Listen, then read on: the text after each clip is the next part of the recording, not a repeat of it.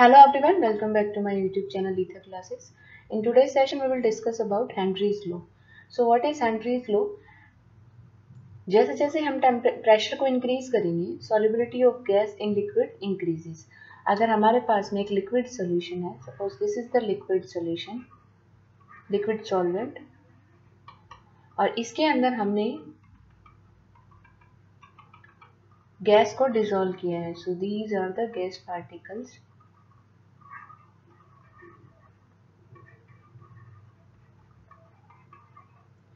सो जैसे जैसे हम प्रेशर को इंक्रीज करेंगे, जितना प्रेशर इंक्रीज करेंगे, solubility of gas in liquid, solubility of gas in liquid increases. सो जो हेनरी लॉ है वो क्या बताता है? गैस की solubility के लिए जो एक लॉ सजेस्ट किया गया है, एक लॉ जो हम स्टडी करते हैं, that is Henry's law. So it explains the solubility of gas.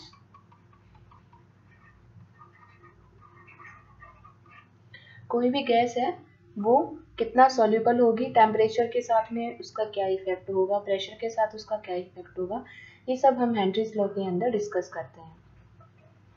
Now the effect of pressure on solubility of gas is explained by Henry's law. According to Henry law, partial pressure of gas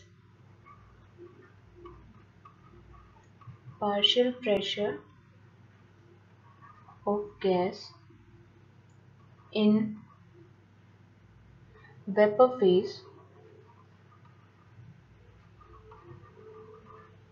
is directly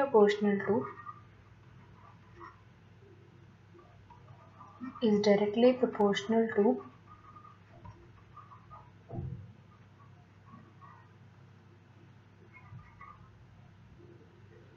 solubility, जिसको हम मोल fraction की term में भी place कर सकते हैं, put कर सकते हैं. solubility in aqueous phase at a particular temperature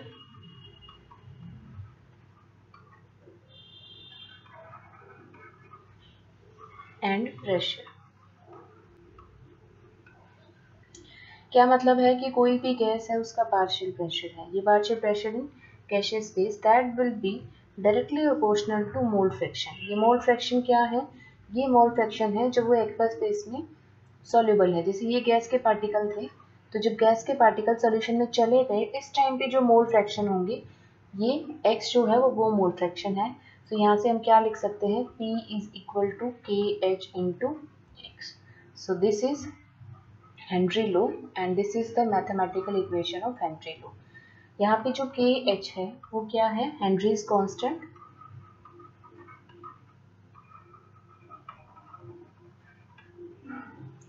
अगर हम इसको प्लॉट करें तो यहाँ से क्या लिख सकते हैं? y is equal to mx plus c. C कितना है? 0. अगर यहाँ से हम इसको प्लॉट करें, y एक्सिस के ऊपर पार्शियल प्रेशर लें, x एक्सिस के ऊपर मोल फ्रैक्शन लें, तो ये क्या आएगी? एक स्ट्रेट लाइन इक्वेशन आएगी. इसकी जो स्लोप होगी, slope will be equal to KH. यहाँ से हम यही देखते हैं, y एक्सिस के ऊपर हमने प्रेशर को प्लॉट किया है, x एक्सिस के ऊपर हमने x यानी मोल फ्रैक्शन को प्लॉट किया है. So m will be equal to KH and KH is the slope. So this one will be the slope. Now अगर टू डिफरेंट इस तरह से हम ग्राफ प्लॉट करें, प्रेशर को हम, पार्शियल प्रेशर को हम प्लॉट करते हैं मोल फ्रैक्शन के साथ में. This is θ1, this is θ2. यहाँ से हम क्या देखते हैं? कौन सा एंगल बड़ा है? θ2 इज ग्रेटर देन θ1. क्लियर? सो यहाँ से हम क्या देखते हैं? ये θ2 θ1 क्या बताते हैं? स्लोप बताते हैं. Slope will be given by tan theta.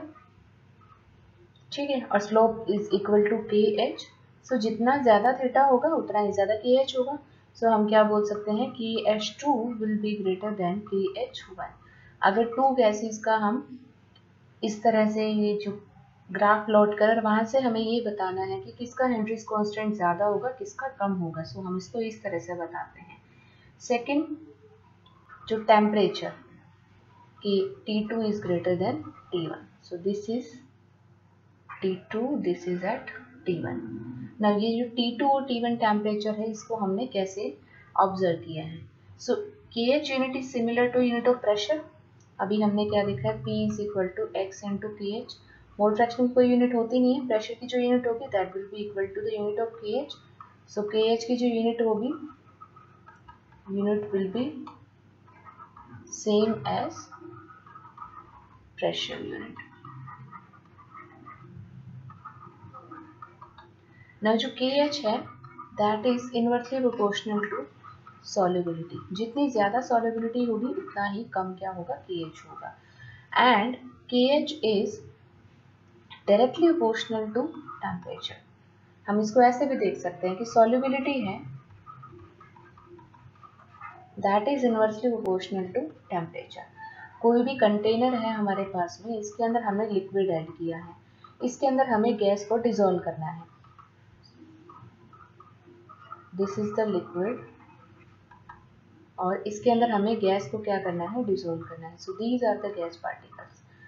Now अगर हम डिसॉल्व करेंगे, यहाँ पे कुछ पार्टिकल्स हैं, तो जितना ज़्यादा प्रेशर अप्लाई करेंगे गैस क्या होगा, प्रेशर से डिसॉल्व हो जाएगी। जैसे हम कोल्ड ड्रिंक्स का केस देखते हैं, कोल्ड ड्रिंक्स में क्या करते हैं हम, जो लिक्विड सॉल्वेंट है उसके अंदर प्रेशर से हम CO2 को डिसॉल्व करते हैं।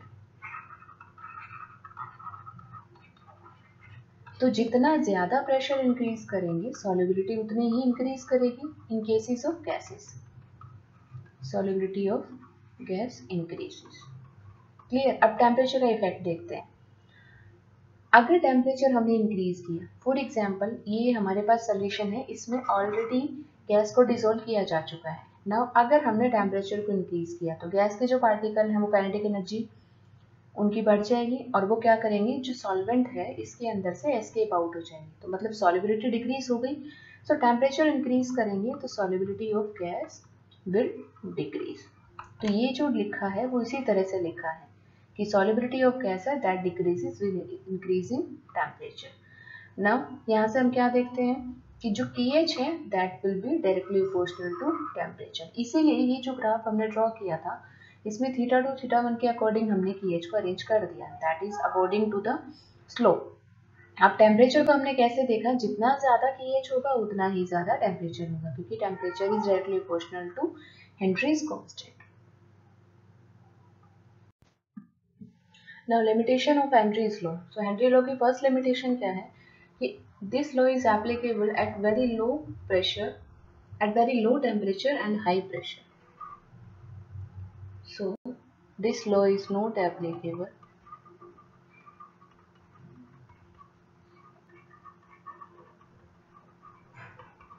at very low temperature and very high pressure. बहुत कम टेम्परेचर होगा और बहुत हाई प्रेशर होगा, उस टाइम पे जो हेनरी लॉ है वो एप्लीकेबल नहीं है।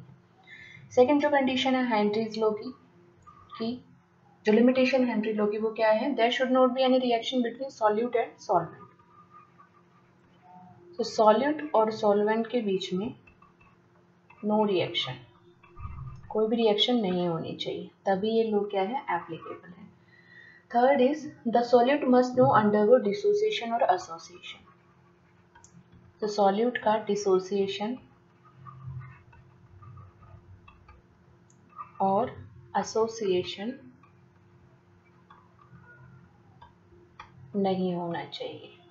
So these are the limitations of Henry's law. First is कि very low temperature very high pressure के ऊपर एप्लीकेबल है। सेकंड इज सॉल्यूट सॉल्वेंट के बीच में कोई भी रिएक्शन होनी नहीं चाहिए। थर्ड इज कि जो सॉल्यूट है उसका डिसोसिएशन या एसोसिएशन नहीं होना चाहिए, तभी हेनरी लॉ एप्लीकेबल है।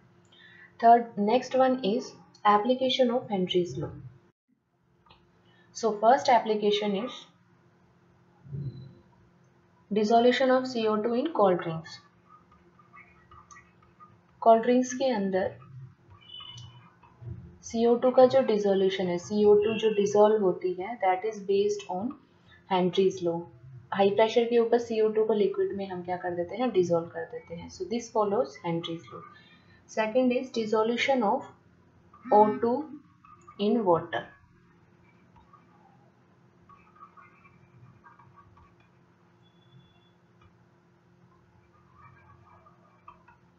O2 का वाटर के अंदर डिसॉल्व होना, this is also the application of Henry's law. Third application is जब हाई एल्टीट्यूड होता है, at higher altitudes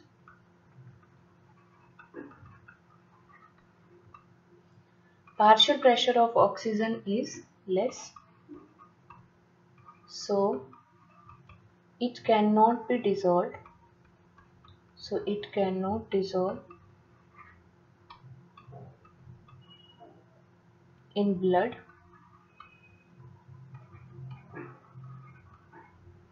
and body suffers from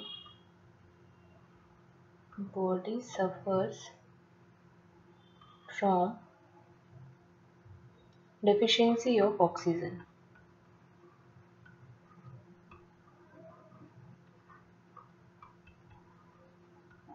This is known as anoxia. This situation is called anoxia.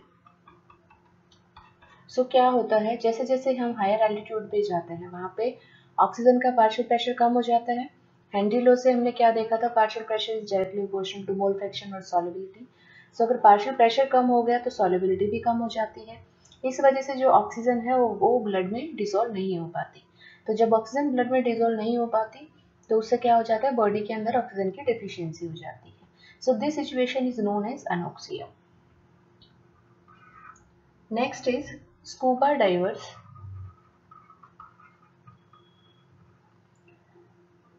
suffers from bends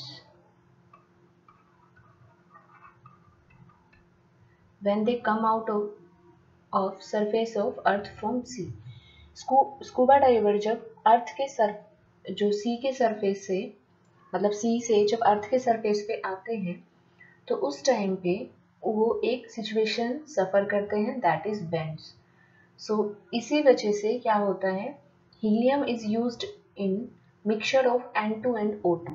scuba divers का जो cylinder होता है उसमें N2 और O2 का मिक्सचर होता है, उसके अंदर हीलियम को यूज किया जाता है क्योंकि हीलियम की जो सॉल्युबिलिटी है वो क्या होती है, लेस होती है.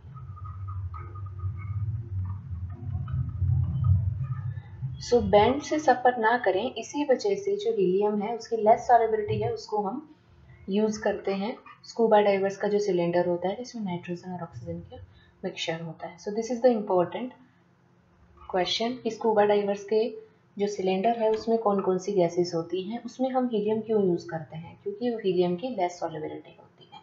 So these are the applications of Henry's law. एक इम्पॉर्टेंट एप्लीकेशन और है कि जो फिश है, fish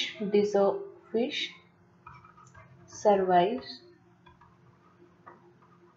in cold water, prefer to